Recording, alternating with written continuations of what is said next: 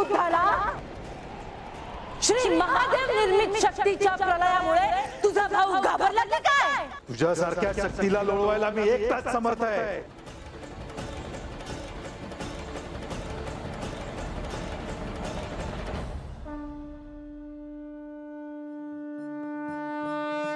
युद्ध हा अंतिम पर्याय आहे. त्याआधी संहार विनाश नको म्हणून मणिमल्लांना संधी दिली होती, पण आता त्यांना शासन हे होणारच. आणि म्हणून आता दैत्यांच्या संपूर्ण पराभवापर्यंत आणि मणिमल्लाच्या मृत्यूपर्यंत हे युद्ध थांबणार नाही.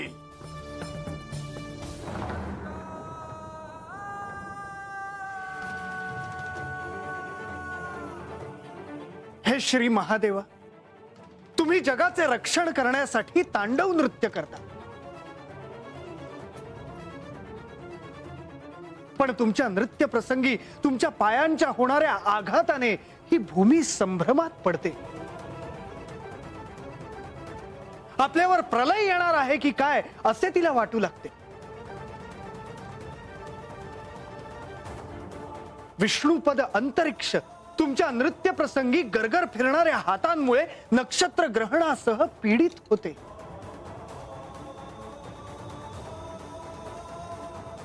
तसेच स्वर्गलोक तुमच्या मोकळ्या सुटलेल्या जटांमुळे वारंवार भयभीत होतो. खरेच प्रभुत्व काही वेगळेच आहे.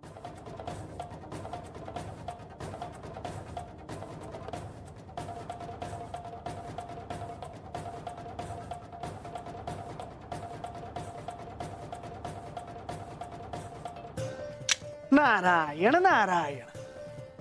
या सृष्टीला मणी आणि मल्लाच्या त्रासातून सोडवण्यासाठी सप्तर्षींनी श्री महादेवांकडे साकडे घातले.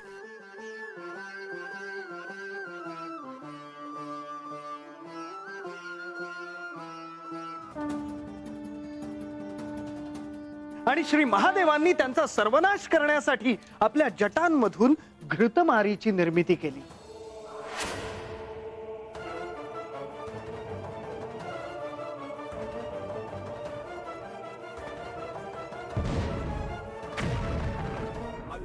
आणि तीच घृतमारी या देव आणि दानव यांच्या युद्धाचा प्रारंभ करणार होती.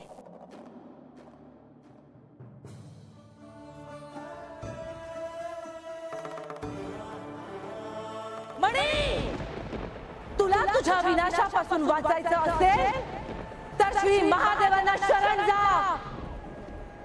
यातच तुझं, तुझ्या भावाचं आणि साऱ्या दैत्य कुळाचं भलं आहे. नाहीतर माझ्या शक्ती पुढे तुझ्या साऱ्या दैत्य कुळाचा सर्वनाश होईल.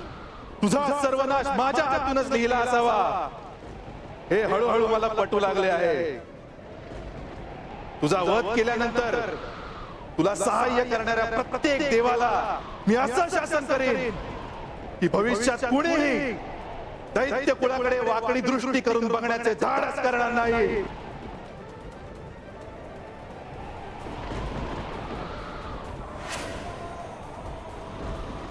मणी, असं असेल तर हो सिद्ध या महायुद्धाला.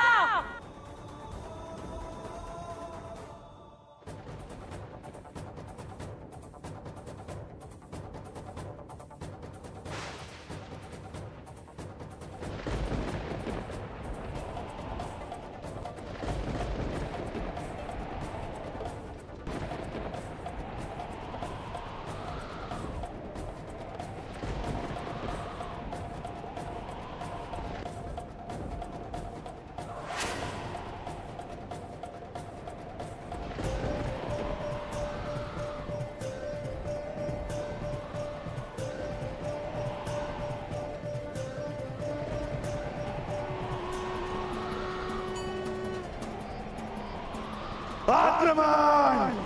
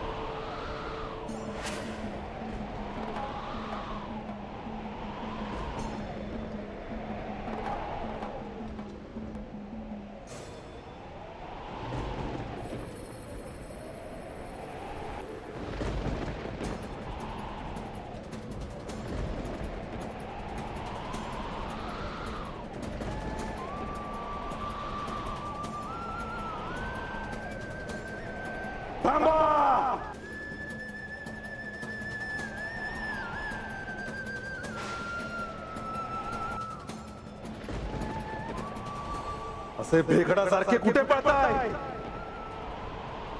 दैत्यराज मणिसुराचे शूर दैत्य आहात तुम्ही. ही शक्तीच काय? या ब्रह्मांडातील कुठलीही शक्ती माझ्या पुढे जास्त वेळ टिकू शकणार नाही, हे ध्यानात ठेवा. मी तर या शक्तीचा सर्वनाश करणारच आहे. पण तुम्ही जर असे भेकडासारखे हे रणांगण सोडून गेलात तर तुमचा मृत्यू त्या शक्तीकडून होण्या अगोदर माझ्या हातून होईल, हे ध्यानात ठेवा. हा दैत्यराज मणी असताना, हा तिन्ही लोकांचा स्वामी तुमच्या सोबत असताना तुम्हाला गरजच काय असं घाबरून जाण्याची? चला दाखवून देऊ त्या शक्तीला आणि त्या देवांना दैत्य कुळाचं बळ काय आहे ते.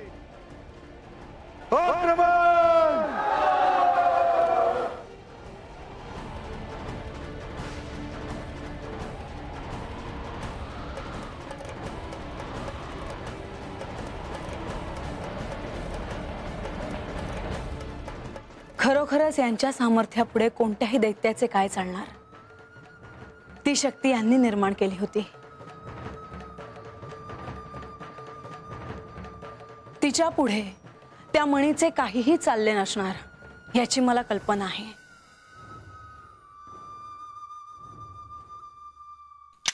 नारायण नारायण. साक्षात श्री महादेवांपुढे कोणाचे काय चालणार? ते योगियांचे योगी, स्मशानात ज्यांचे वास्तव्य असते,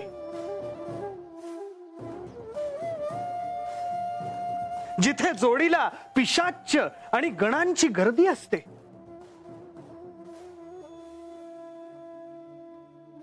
तिथले चिताभस्म हे त्यांना उठण्यासारखे आहे. गळ्यात नररुंड माला आहेत. अशा या देवाधिदेव महादेवांनी आपल्या जटांमधून निर्माण केलेल्या शक्ती पुढे कोण तग धरू शकणार होते? या शक्ती पुढे उभे राहण्याचे धाडस कोणीही करू शकणार नव्हते. परंतु मणीने ते धाडस केले.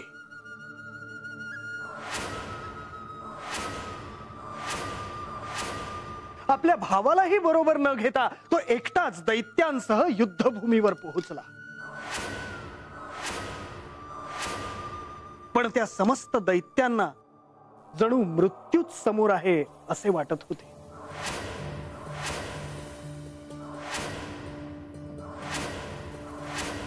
म्हणजे अगं त्या मनी दैत्यासनी बी असंच वाटलं असणार बघ. अगं महादेवांनी निर्माण केलेली शक्ती कसा आधीसुधी असणार आहे वय. मी आता म्हणते त्यांनी देवासनी समजासनी त्रास दिला, हातच चुकलं बघ समज. वय नारायण नारायण. आणि श्री महादेवांनी निर्माण केलेली शक्ती दैत्यांचा संहार करायला सज्ज होती.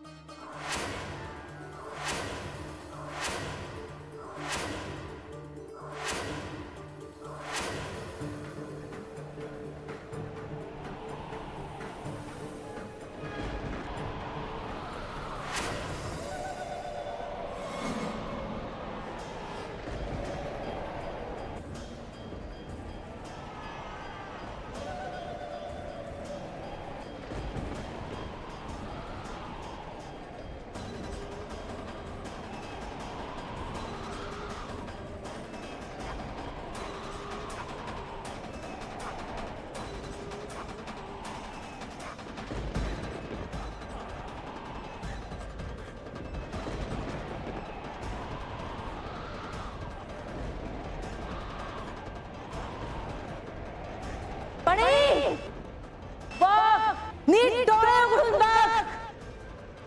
जसं तुझ्या दैत्यांना यमसदनात पाठवले तसेच तुला यमसदनात पाठवणार आहे मी. आधी तुला मग तुझ्या भावाला. बघ नीट बघ. तुझा मृत्यू तुझ्या डोळ्यासमोर उभा आहे. तुला आता धडा शिकवायलाच हवा. आता तुला माझ्या शक्तीची प्रचिती येईल.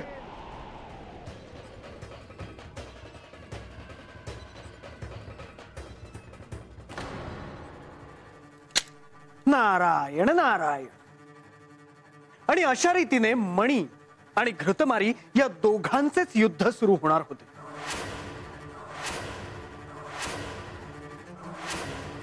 आणि घृतमारी बघते तो काय, मणी तिच्या समोर इतका मोठा मोठा होत गेला, इतका मोठा की तो एका क्षणात तिच्या समोर उभा ठाकला.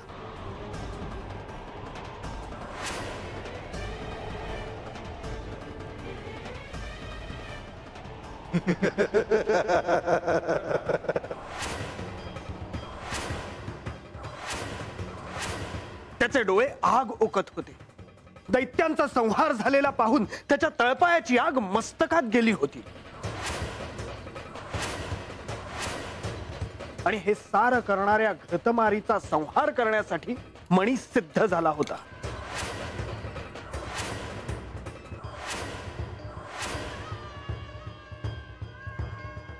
महाराज,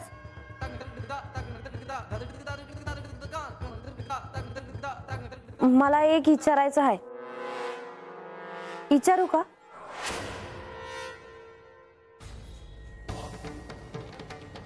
विचार बानू.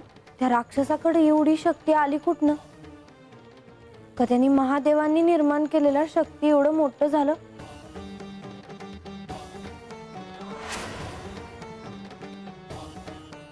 नारायण नारायण. मणी आणि मल्ल हे दोघेही भाऊ अत्यंत बलशाली होते. त्यांचा बिमोड करणं ही साधी सोपी गोष्ट नव्हती बानू.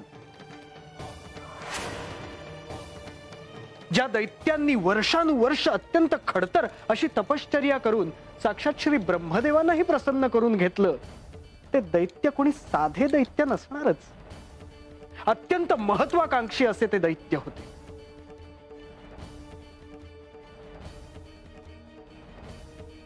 पण यांच्या शक्तीपुढे कोणाचाही निभाव तो काय लागणार मुनिवर?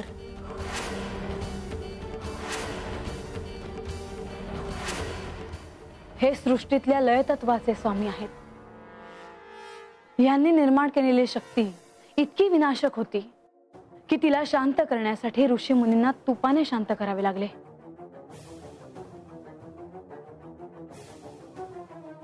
होय देवी, हे सत्य मला ज्ञात आहे. परंतु दैत्यांना हे ठाऊक नव्हते. श्री महादेवांनी युद्धाची घोषणा केली आणि त्या शक्तीला पाठवले. या युद्धाचा प्रारंभ करणाऱ्या घृतमारीने डोळ्याचे पाते लवते न लवते तो मणी बरोबर रणांगणावरील साऱ्या दैत्यांना यमसदनास पाठवून दिले.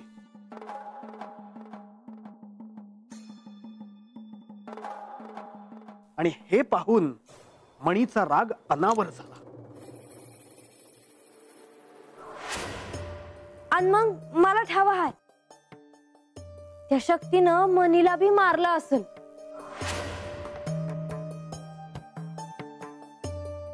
नारायण नारायण.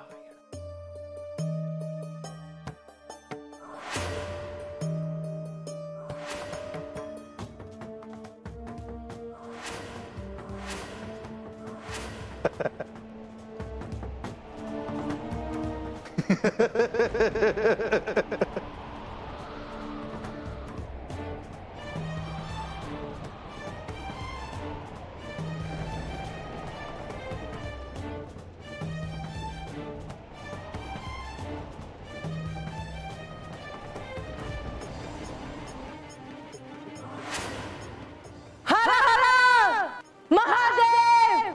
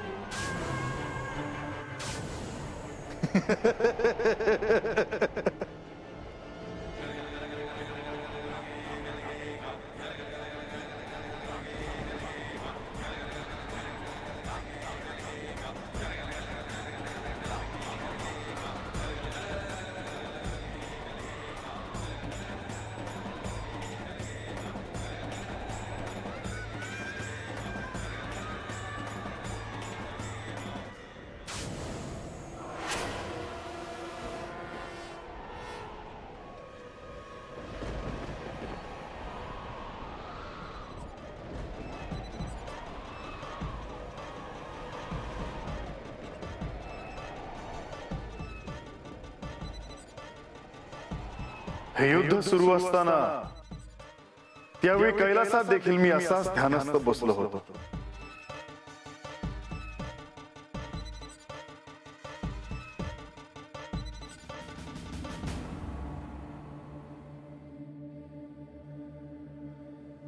त्या ध्यानमग्न अवस्थेत देखील ते युद्ध होताना मला दिसत होतं.